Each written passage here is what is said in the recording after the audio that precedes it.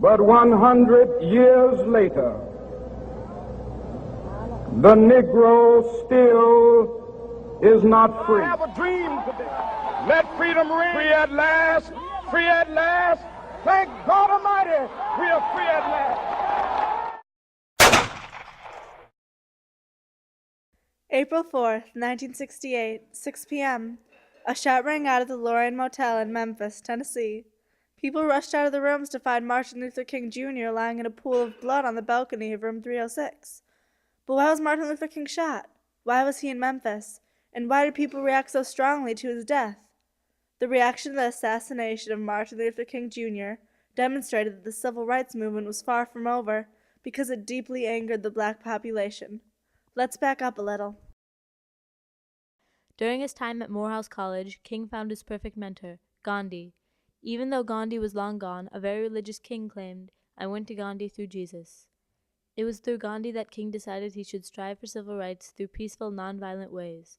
Martin Luther King Jr. was also, as many people know, a prominent leader in the civil rights movement. Even though the civil rights movement kicked off with the Brown versus Board of Education case, integrating public schools across America, the civil rights movement is mostly remembered for MLK's work. Martin Luther King Jr. started participating in the civil rights movements when he helped enact the Montgomery bus boycott. Since then, many boycotts, sit-ins, and marches happened for civil rights, including MLK's famous March on Washington, where he gave his I Have a Dream speech. Most civil rights protests were nonviolent, although they were met with violence from people who opposed the equality of the races.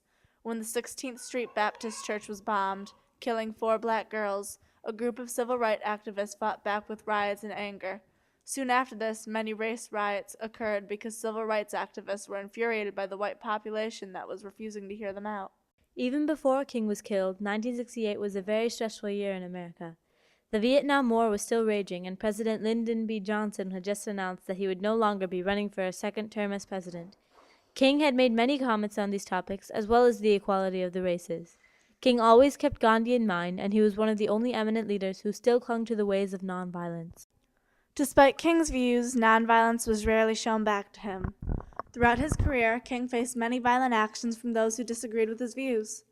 For example, in 1956, King's Montgomery house was bombed. No more than 11 months later, a shot was fired at the front door. 5 weeks after that, 12 dynamite sticks were put on the front porch, although they did not go off. In 1958, at a book signing in Harlem, a deranged woman stabbed him so close to the aorta that if he had sneezed, he would have died. For many more years, people showed their opposition to King's speeches with violence.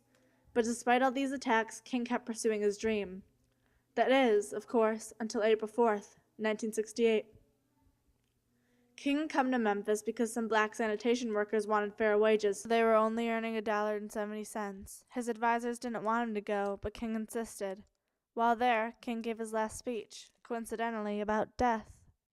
We've got some difficult days ahead, but it really doesn't matter with me now because I've been to the mountaintop.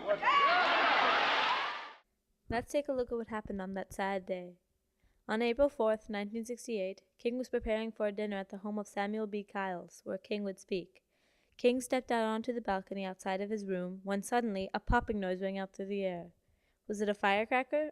A car backfiring? Sadly not. King's colleagues rushed out of the rooms to find King sprawled out on the balcony. A bullet had ripped through his face. An hour later, Martin Luther King Jr. was pronounced dead in a Memphis hospital. When news first got out that King had been shot, almost all the TV channels were interrupted to talk about King's legacy and how he should be remembered. With MLK's death all over the news, many people were eager to know who killed him. Supposedly, it was James Earl Ray who fired the shot, though many conspiracies arose.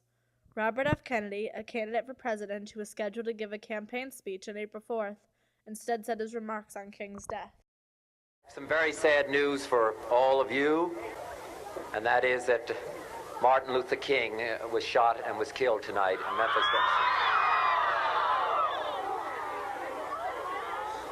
You can be filled with bitterness and with hatred and a desire for revenge. Or we can make an effort, as Martin Luther King did, to understand compassion and love. On April 9th, the whole country dropped everything they were doing to watch King's funeral, which was being broadcast on national television. King's service was held at Ebenezer Baptist Church. After the service, thousands of mourners from all over the country followed his casket through the streets of Atlanta. Also played at the funeral was a tape that King himself had recorded 2 months before his death. We all think about it, and every now and then I think about my own death, and I think about my own funeral. For the next few days, MLK and his family were the main subject on TV, and while the country grew sadder and sadder, a lot of the black population grew angry and angrier. Many peace groups that had formed in the 1960s were rivaled by self-defense groups, such as the Black Panther Society for Self-Defense. Those self-defense groups claimed that they were using riots as self-defense against the white race who had killed their leader. The self-defense groups gained support from the urban black youth. Many urban blacks were arrested for rioting. Other young children across the country reacted as well. I say that we are not hurting the whites. We are hurting ourselves by burning down the stores and looting. In over 150 cities across the U.S., riots broke out. President Johnson had to enact military curfews on major cities like Memphis, Washington, D.C., Chicago, etc. The riots got so bad that military troops were called in to break up the fights. And watched the downtown part of Washington, D.C. burning.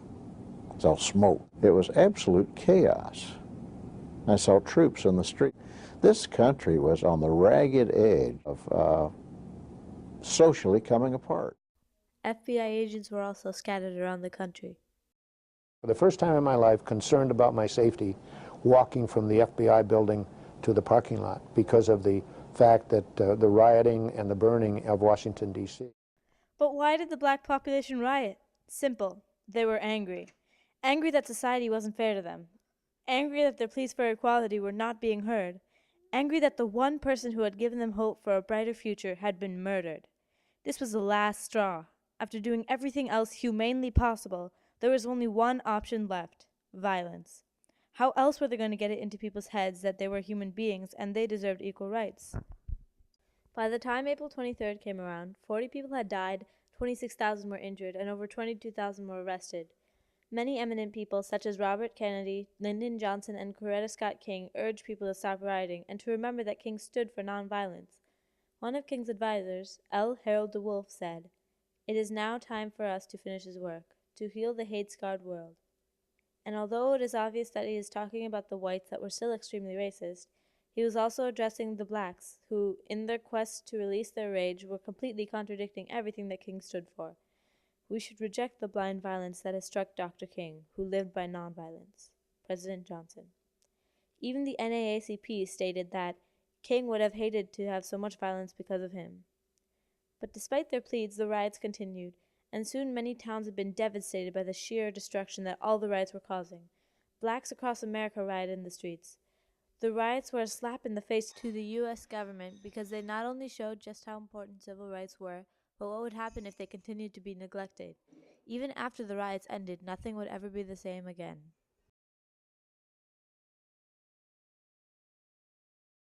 King's assassination was key to his legacy. If he hadn't died, there would have been less rage and less need for accomplishing his dream. In their quest to show their anger, the protesters showed that they weren't going to give up their fight for what they deserved.